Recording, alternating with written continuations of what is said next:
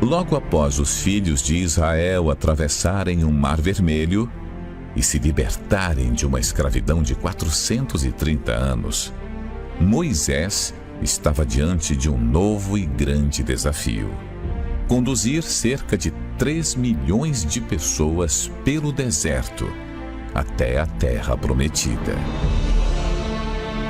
Porém, para que este percurso fosse bem sucedido, havia uma parada obrigatória para eles: o Monte Sinai.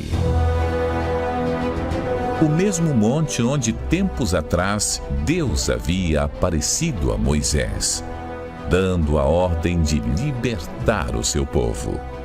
Foi ali que tudo começou, e seria ali o ponto de partida para uma nova vida. E Moisés levou o povo fora do arraial ao encontro de Deus, e puseram-se ao pé do monte, e todo o monte Sinai fumegava, porque o Senhor descera sobre ele em fogo, e a sua fumaça subiu como fumaça de uma fornalha, e todo o monte tremia grandemente. Aquele povo até então era um bando de escravos sem leis e sem direção, mas no Sinai perderam o status de escravos para se tornarem uma nação estabelecida e bem constituída por leis morais e espirituais.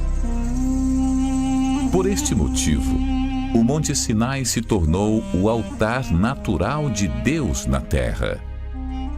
Porque olhais com inveja, ó montes elevados, o monte que Deus escolheu para sua habitação. O Senhor habitará nele para sempre. O Sinai tornou-se em santuário. Este lugar conserva a mesma riqueza espiritual que tinha quando Deus ali se revelou a Moisés. Trata-se de um lugar fisicamente deserto, mas espiritualmente cheio da presença do Altíssimo. Foi ali que Deus empenhou sua palavra de honra a Moisés quando disse: Eis que eu faço uma aliança, farei diante de todo o teu povo maravilhas que nunca foram feitas em toda a terra, nem em nação alguma, de maneira que todo este povo em cujo meio tu estás, veja a obra do Senhor.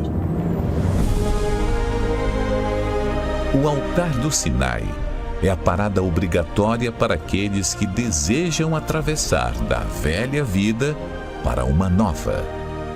Deus o tem conservado até os nossos dias, como testemunha para todas as gerações.